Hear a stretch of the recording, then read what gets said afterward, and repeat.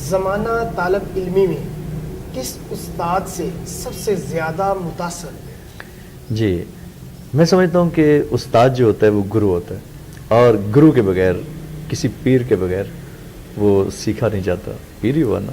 تو میرے استاد محترم حضرت نیاز محمد قریشی رحمۃ اللہ علیہ تھے۔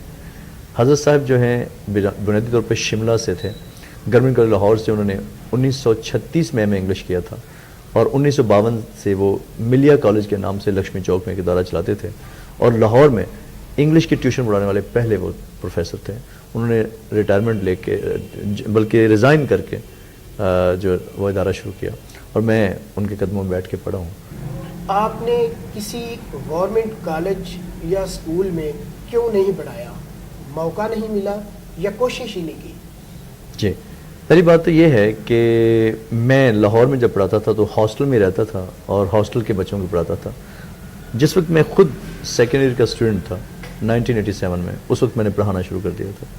سیکنڈ ایئر کا اسٹوڈنٹ ہو کے میں نے فرسٹ ایئر کو بچوں کو انگریزی کے ٹینسز پڑھانے شروع کر دیے تھے۔ پھر گریجویشن میں جب میں پہنچا تو میں الحمدللہ کالج کے اندر گریجویشن کی کلاس جو ہے government Islamic college civil lines میں، وہ میرے استاد محترم تھے توحید انور صاحب، وہ بائی برتھ بلائنڈ تھے، تو انہوں نے مجھے موقع دیا کہ میں ان کی کلاس جو ہے اس سے گرامر کروایا کرتا تھا الحمدللہ۔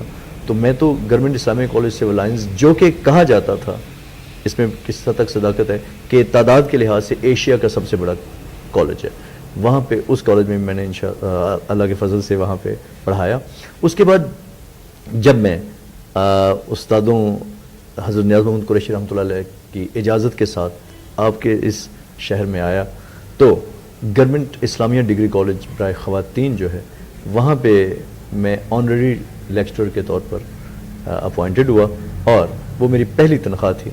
مجھے اب بھی یاد ہے، گو کہ وہ 1000 روپیہ تھی، لیکن وہ میرے لیے بڑی قیمتی تھی۔ وہ 1000 روپیہ تنخواہ اس زمانے کی تھی، تو لیکن اس میں یہ ہوا کہ مجھے سیکھنے کا موقع ملا۔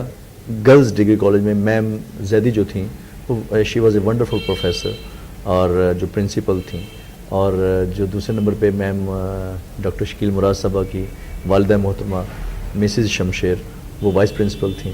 تو یہ ہمارے بزرگ ٹیچرز تھے۔ تو یہ چونکہ انتظامی امور میں مصروف ہوتے تھے تو اس لیے وہ کلاسز نہیں لے سکتے تھے، تو پھر مجھے ہی سارے کالج کو وہ پڑھانا پڑا۔ تو یہ ہوا کہ یہ گورنمنٹ اسلامیہ ڈگری کالج میں نے یہاں بھی 2 سال پڑھایا ہوا ہے۔